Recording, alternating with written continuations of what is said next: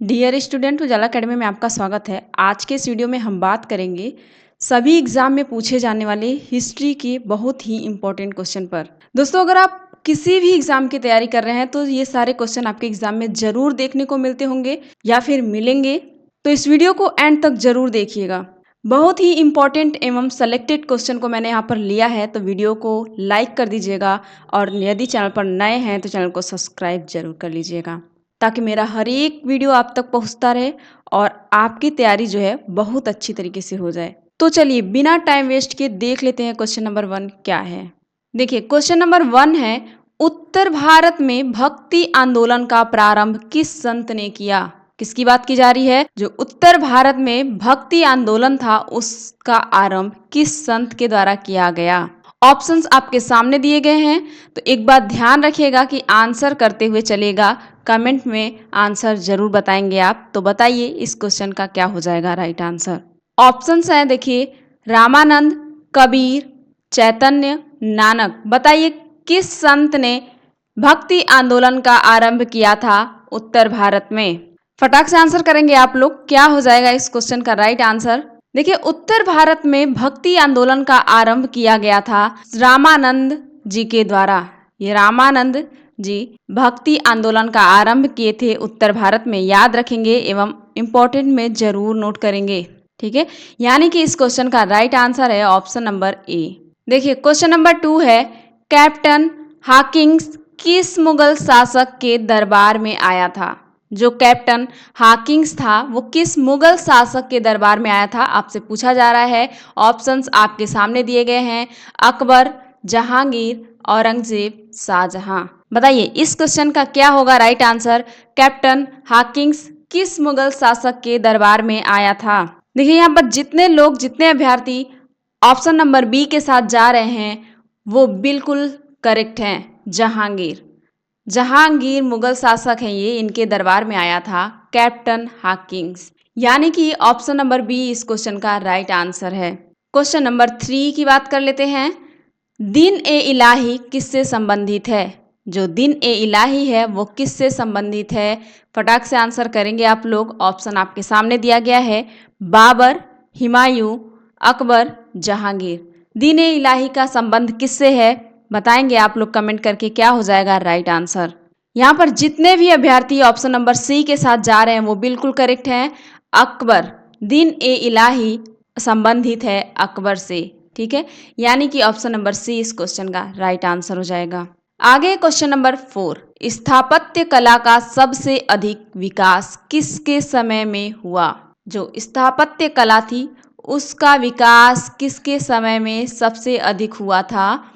कौन से मुगल शासक थे उस टाइम। ऑप्शन देखिए दिया है, अकबर, जहांगीर, शाहजहां, औरंगजेब।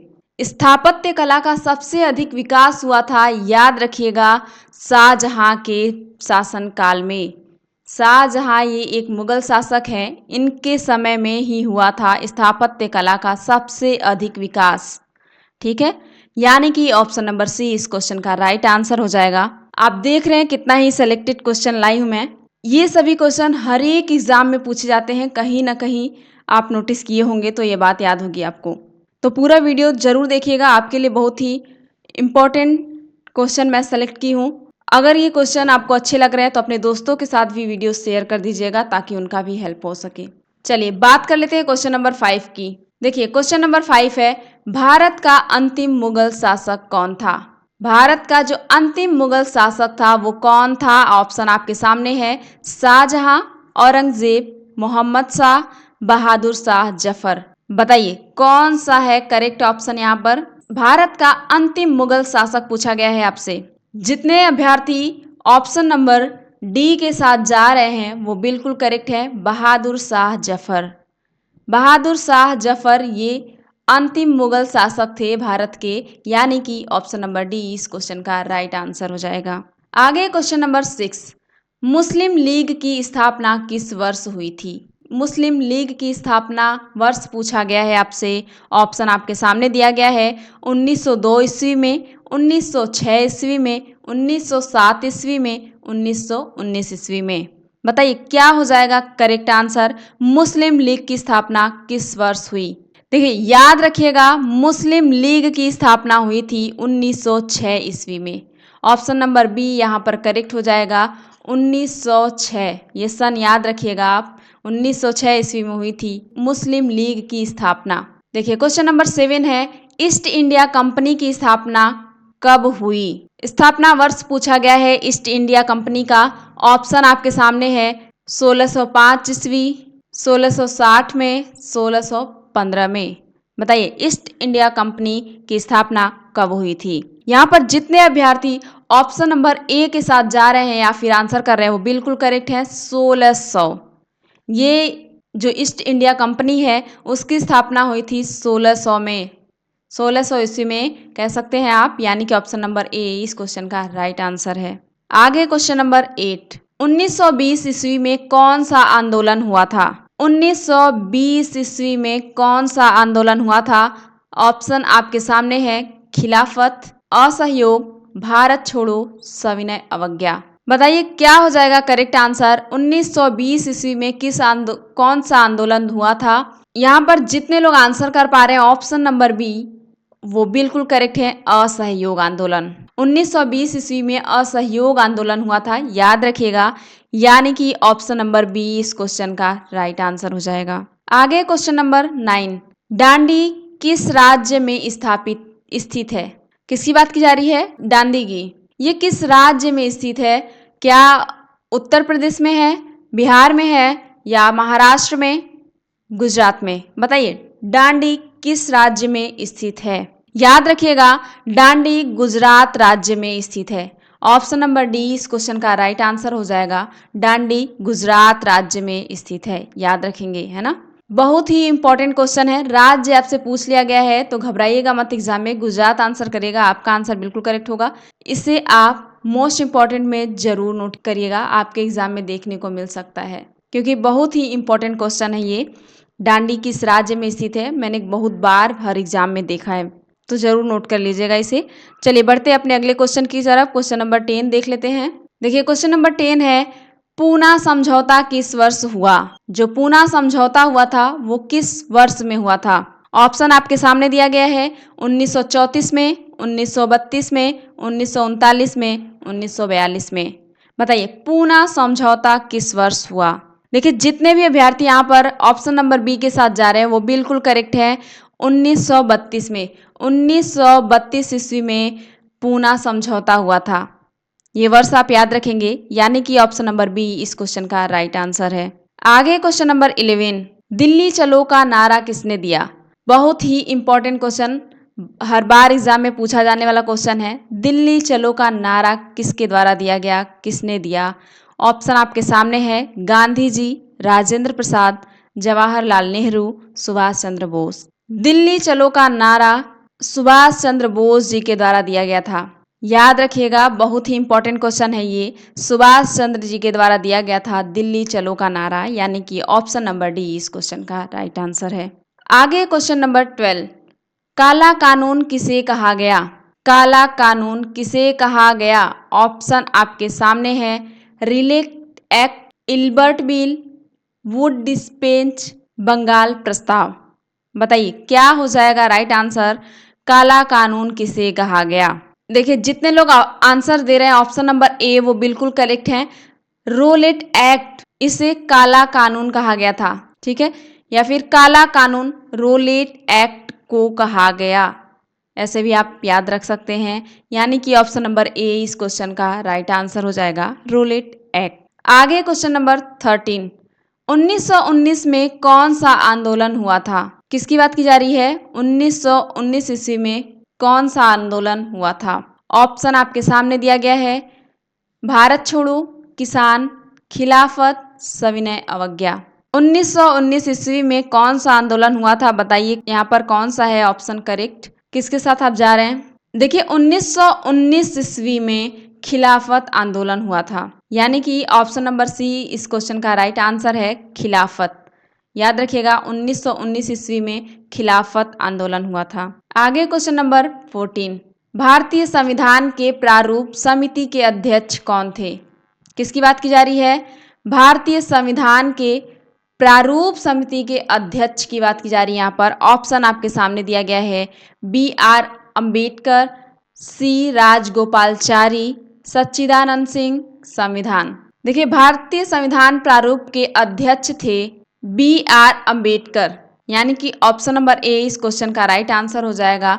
BR अंबेडकर जी थे भारतीय संविधान के प्रारूप समिति के अध्यक्ष। बहुत ही इंपॉर्टेंट क्वेश्चन है ये, इंपॉर्टेंट में नोट कर लीजिएगा। चलिए बात कर लेते हैं क्वेश्चन नंबर 15 की। देखिए क्वेश्चन नंबर 15 है, भारतीय संविधान के अनुसार प्रभुता निहित है। किसके अनुसार प्रभुता निहित है? भारतीय संविधान के अनुसार पूछा गया आपसे। ऑप्शन आपके सामने है, राष्ट्रपति में, प्रधानमंत्री में, न्यायपालिका में, संविधान में। बताइए क्या हो जाएगा करेक्ट आंसर? भारतीय संविधान के अनुसार संप्रभुता निहित है। देखिए जितने भी अभ्यर्थी आंसर कर रहे हैं ऑप्शन नंबर डी वो बिल्कुल करेक्ट है, संविधान में। किस में निहित है? संविधान में, जो भारतीय संविधान संप्रभुता है। ठीक है, यानी कि ऑप्शन नंबर डी इस क्वेश्चन का राइट आंसर हो जाएगा। आगे क्वेश्चन नंबर 16, आइन ए अकबरी के अनुसार भूमि को कितने भागों में बांटा गया है? जो आइन ए अकबरी था उसके अनुसार भूमि को कितने भागों में बांटा गया है? ऑप्शन आपके सामने है, 2 भागों में, 4 भागों में, 5 भागों में, 6 भागों में। बताइए क्या हो जाएगा करेक्ट आंसर? जो आइन ए अकबरी के अनुसार भूमि को बांटा गया था, कितने भागों में बांटा गया था? यहाँ पर जितने लोग आंसर कर रहे हैं ऑप्शन नंबर बी वो बिल्कुल करेक्ट है, 4 भागों में। 4 भागों में बांटा गया था आइन ए अकबरी के अनुसार भूमि को, यानी कि ऑप्शन नंबर बी इस क्वेश्चन का राइट आंसर हो जाएगा। आगे question number 17, travels in the Mughal empire किसका यात्रा वृत्तांत है? किसकी बात की जा रही है यहाँ पर? Travels in the Mughal empire किसका यात्रा वृत्तांत है? ऑप्शन आपके सामने है, अलबरूनी, इम्बत Battuta, Francois Bernier, Peter Mundy. बताइए travels in the Mughal empire किसका यात्रा वृत्तांत है? देखिए जितने लोग यहाँ पर आंसर कर रहे हैं ऑप्शन नंबर सी वो बिल्कुल करेक्ट है, फ्रांसवा बर्नियर। फ्रांसवा बर्नियर यहाँ पर करेक्ट हो जाएगा। ऑप्शन नंबर सी इस क्वेश्चन का राइट आंसर है। याद रखिएगा फ्रांसवा बर्नियर यहाँ पर करेक्ट हो जाएगा, यानी कि travels in the Mughal empire Francois Bernier यात्रा वृत्तांत है। ठीक है, आगे क्वेश्चन नंबर 18, सैनिकों द्वारा प्रयोग में लाई जाने वाली राइफल का नाम क्या था जो 1857 के विद्रोह का कारण बनी? बताइए सैनिकों द्वारा जो प्रयोग में लाई जाती है राइफल उसका क्या नाम था जो 1857 के विद्रोह का कारण बनी थी? ऑप्शन आपके सामने है, एनफील्ड, ब्राउन बेस, रेमिगटन, R5, इनमें से कोई नहीं। देखिए जितने लोग यहाँ पर आंसर कर रहे हैं ऑप्शन नंबर ए वो बिल्कुल करेक्ट है, एनफील्ड। ये सैनिकों द्वारा प्रयोग में लाई जाने वाली राइफल का नाम है एनफील्ड, जो 1857 के विद्रोह का कारण बनी थी, एनफील्ड। ठीक है, इस राइफल का नाम याद रखिएगा, यानी कि ऑप्शन नंबर ए इस क्वेश्चन का राइट आंसर है। आगे क्वेश्चन नंबर 19, इंग्लैंड के कौन से प्रमुख नेता ने 1857 के विद्रोह को राष्ट्रीय विद्रोह बताया था? क्या कह रहा है क्वेश्चन? इंग्लैंड के कौन से प्रमुख नेता ने 1857 के विद्रोह को राष्ट्रीय विद्रोह बताया था? ऑप्शन आपके सामने दिया गया है, बेंजामिन डिजलेरी, कैमरून, जॉन मेजर, मैलिसन। बताइए क्या हो जाएगा करेक्ट आंसर? जो इंग्लैंड के प्रमुख नेता थे, ऐसे कौन से प्रमुख नेता थे जो 1857 के विद्रोह को राष्ट्रीय विद्रोह बताए थे? ऑप्शन हमने बता दिया आपको, बताइए क्या हो जाएगा करेक्ट आंसर? जितने अभ्यर्थी यहाँ पर ऑप्शन नंबर एक आंसर कर रहे हैं वो बिल्कुल करेक्ट है, बेंजामिन डिजलेरी। बेंजामिन डिजरेली यहाँ पर करेक्ट हो जाएगा, यानी कि ऑप्शन नंबर ए इस क्वेश्चन का राइट आंसर है। यही प्रमुख नेता थे इंग्लैंड के जो 1857 के विद्रोह को राष्ट्रीय विद्रोह बताए थे। देखिए इस वीडियो का लास्ट क्वेश्चन है क्वेश्चन नंबर 20, सुल्तानों में घोड़ों को दागने की प्रथा की शुरुआत किसने की? जो सुल्तानों में घोड़ों को दागा जाता है उस प्रथा की शुरुआत किसके द्वारा किया गया था? ऑप्शन आपके सामने है, बलबन के द्वारा, अलाउद्दीन खिलजी के द्वारा, फिरोज शाह तुगलक के द्वारा, सिकंदर लोदी के द्वारा। घोड़ों को दागने की प्रथा की शुरुआत किसने की थी सुल्तानों में? उनका नाम बताना है। तो जितने लोग भी यहाँ पर आंसर कर रहे हैं, ऑप्शन नंबर बी वो बिल्कुल करेक्ट हैं, अलाउद्दीन खिलजी। ये ऐसे सुल्तान हैं जिन्होंने घोड़ों को दागने की प्रथा जो थी उसकी शुरुआत की थी। अलाउद्दीन खिलजी के द्वारा किया गया था, यानी कि ऑप्शन नंबर बी इस क्वेश्चन का राइट आंसर हो जाएगा। ये थे बहुत ही सेलेक्टेड क्वेश्चन। आप चाहे किसी भी एग्जाम की तैयारी कर रहे हो, हर एक एग्जाम में आपको देखने को मिलेगा। तो इन सभी क्वेश्चन को आप नोट कर लीजिएगा या फिर ध्यान से देख लीजिएगा। अगर नहीं समझ में आया तो एक बार वीडियो फिर से रिपीट करके देख लीजिएगा, और वीडियो अच्छी लगी हो तो अपने दोस्तों के साथ शेयर कर दीजिएगा, और वीडियो को लाइक करना नहीं भूलिएगा। मैं उम्मीद करती हूँ कि आप अगर चैनल पर नए होंगे तो चैनल को सब्सक्राइब कर लिए होंगे और बेल आइकन को भी प्रेस कर लिए होंगे, ताकि मेरा आने वाला हर एक वीडियो आप तक पहुँचता रहे। तो चलिए फिर मैं मिलती हूँ आपसे नेक्स्ट वीडियो में एक नए अंदाज में, एक नए इंपॉर्टेंट क्वेश्चन के साथ। तब तक के लिए टाटा, बाय बाय।